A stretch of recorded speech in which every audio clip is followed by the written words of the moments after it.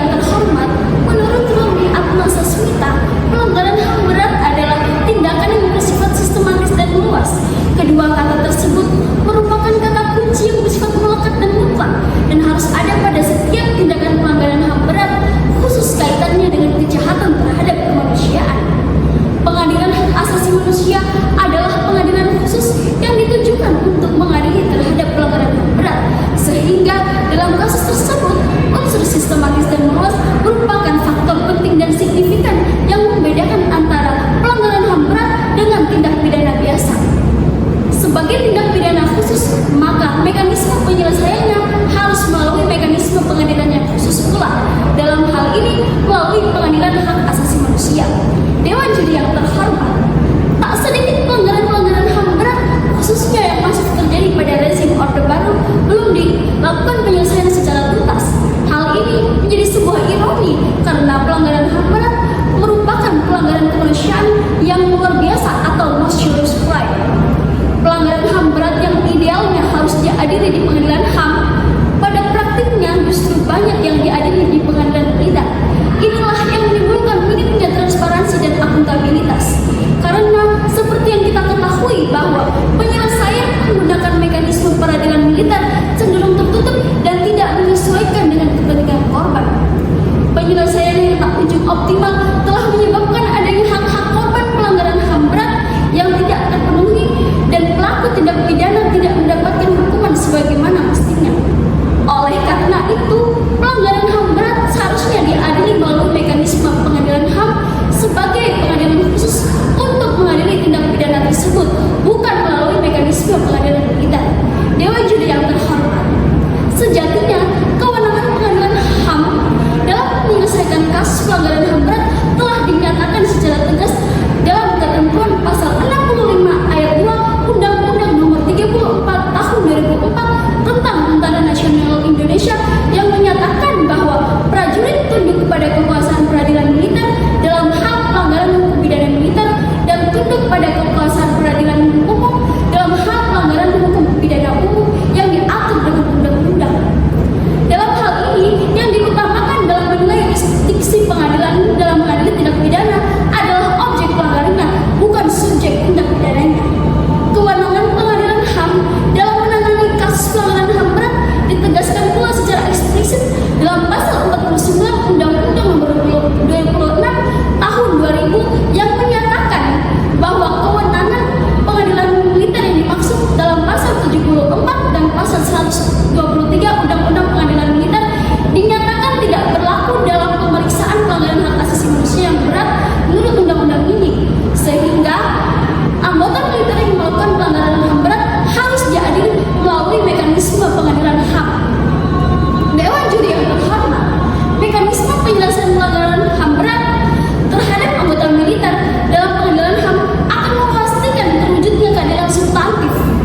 Pelanggaran HAM berat merupakan kasus extraordinary crime, sehingga karakteristik kejahatan yang sifatnya extraordinary crime seharusnya diselesaikan dengan pengaturan dan mekanisme yang bersifat khusus pula. Kejahatan extraordinary merupakan kejahatan yang memiliki dampak yang sangat luar biasa, sehingga perlu adanya pengadilan khusus yang dapat menjamin keadilan substantif. Artinya, yang difokuskan pada bagian ini ialah dampak kejahatan yang diperoleh masyarakat.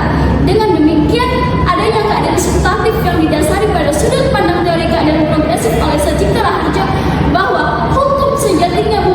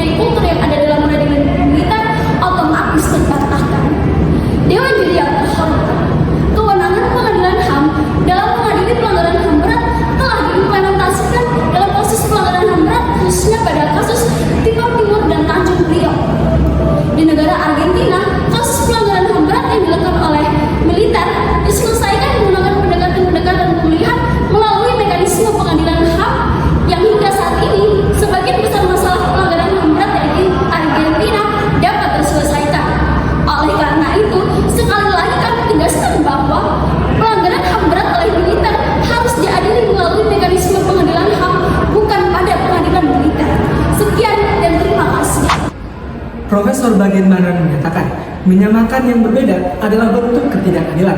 Begitupun sebaliknya, membedakan yang sejatinya sama merupakan bentuk ketidakadilan lainnya. Untuk itu, bagi anggota militer yang melakukan pelanggaran HAM berat, sudah seharusnya diadili melalui mekanisme pengadilan militer, bukan pengadilan hak asasi manusia. Dewan Juri yang terhormat, konsep peradilan di Indonesia sebagaimana termaktub dalam pasal 24 ayat 2 menyatakan bahwa kekuasaan kehakiman dilakukan oleh sebuah mahkamah agung dan badan peradilan yang berada di bawahnya dalam lingkungan peradilan umum, peradilan agama, peradilan militer, serta peradilan tata usaha negara. Dalam hal ini, di bawah Mahkamah Agung terdapat pengadilan-pengadilan dengan yurisdiksi yang berbeda sesuai karakteristik permasalahan hukum yang diadili.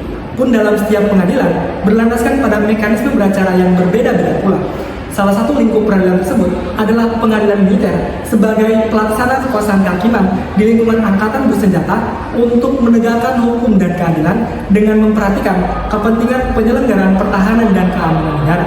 Dewan Juri yang terhormat, Pasal 9 Undang-Undang Pengadilan Militer telah menegaskan bahwa pengadilan dalam lingkungan peradilan militer berwenang untuk mengadili tindak pidana yang dilakukan oleh seseorang yang pada waktu melakukan tindak pidana adalah yang pertama, prajurit, yang kedua, yang berdasarkan undang-undang dengan prajurit, dan yang ketiga, anggota suatu golongan atau yang dipersamakan atau dianggap sebagai prajurit berdasarkan undang-undang. Artinya apa, Dewan Juri? Pengadilan militer memiliki kewenangan penuh untuk mengadili perkara tindak pidana apapun asalkan subjek hukumnya adalah seorang militer. Oleh sebab itu, dalam hal ini berlaku asas lex specialis derogat legi generali, di mana terhadap segala pelanggaran yang dilakukan oleh anggota militer diadili dalam yurisdiksi pengadilan militer semata-mata guna menjamin kepentingan pertahanan dan keamanan negara. Dalam hal ini, yang dititik beratkan adalah subjek atau pelaku tindak pidana. Dewan Juri yang terhormat, sampai saat ini penyelesaian pelanggaran HAM berat melalui mekanisme pengadilan hak asasi manusia masih menemui banyak kendala serta tantangan. Ini sangat dipengaruhi belum adanya hukum acara khusus terhadap mekanisme penyelesaian pelanggaran HAM berat melalui pengadilan hak asasi manusia. Sejauh ini, mekanisme penyelesaian hanya didasarkan pada hukum acara dalam pengadilan umum sebagai implikasi lingkup pengadilan HAM yang berada di bawah lingkungan pengadilan umum. Hal ini menjadi sebuah problematika karena sebagai sebuah tindak pidana kejahatan luar biasa atau extraordinary seharusnya diadili melalui mekanisme beracara yang khusus pula. Apalagi kasus pelanggaran HAM berat yang sifatnya sistematis dan meluas yang melibatkan banyak korban maupun pelaku, sehingga penyelesaian melalui hukum acara dalam pengadilan umum sangatlah kurang memadai. Dewan Juri yang terhormat, lebih lanjut, minimnya pemahaman mengenai disiplin dan struktur hierarkis dalam tubuh militer dalam penyelesaian melalui pengadilan HAM turut menjadi faktor ketidakoptimalan penyelesaian pelanggaran HAM berat melalui pengadilan hak asasi manusia. Patut kita ketahui bersama, dalam militer dikenal asas komando atau prinsip yang mengatur mengenai hubungan atasan dan bawahan. Namun, seringkali dalam penyelesaian melalui pengadilan HAM yang disasar adalah bawahan yang melakukan pelanggaran secara langsung. Namun Dewan Juri, atasan sebagai organ penggerak kerap kali lolos dari jeratan hukuman. Hal ini tercermin dari beberapa putusan hakim dalam kasus pelanggaran HAM berat melalui mekanisme pengadilan hak asasi manusia, di mana hakim justru memutuskan untuk membebaskan semua terdakwa dan terpidana, terutama yang berasal dari kalangan militer dan politisi.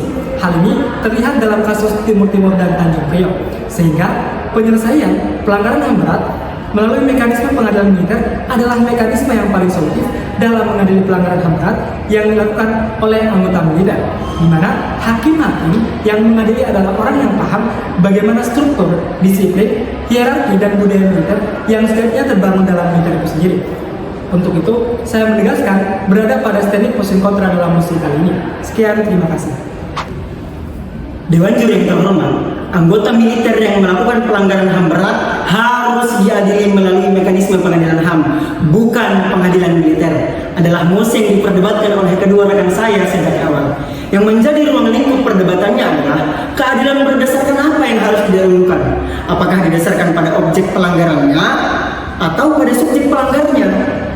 Dewan Juri yang terhormat, pada dasarnya setiap pengadilan, baik itu yang berada dalam lingkungan peradilan umum, lingkungan peradilan agama, lingkungan peradilan militer, dan lingkungan peradilan tata usaha negara, haruslah dengan merdeka menyelenggarakan peradilan guna menegakkan hukum dan keadilan.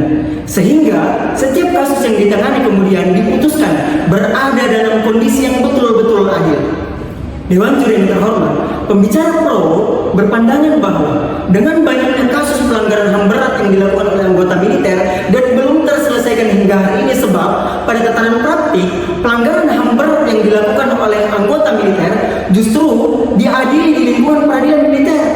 Padahal menurut pembicara pro bahwa pelanggaran HAM berat ini adalah extraordinary crime, sehingga penegakan hukum dan keadilannya haruslah dilakukan oleh sebuah peradilan khusus yang dalam hal ini adalah pengadilan HAM. Pembicara pro juga mengatakan bahwa pengadilan HAM tidak menutup diri mengenai siapa yang akan menjadi penuntut dalam tiap perkara yang diadilinya. Pengadilan HAM dalam hal ini tentunya bertindak objektif bahwa semua pelanggaran HAM berat harus diadili oleh pengadilan HAM itu sendiri. Dewan Juri yang terhormat, mengenai mosi ini, pembicara kontra berpendapat berbeda bahwa dalam mengadili anggota militer atas tindakan pelanggarannya dalam bentuk apapun haruslah mempertimbangkan pertahanan dan keamanan negara. Berangkat dari sana, pembicara kontra berpandangan bahwa yang paling memahami mengenai pertimbangan tadi adalah peradilan militer.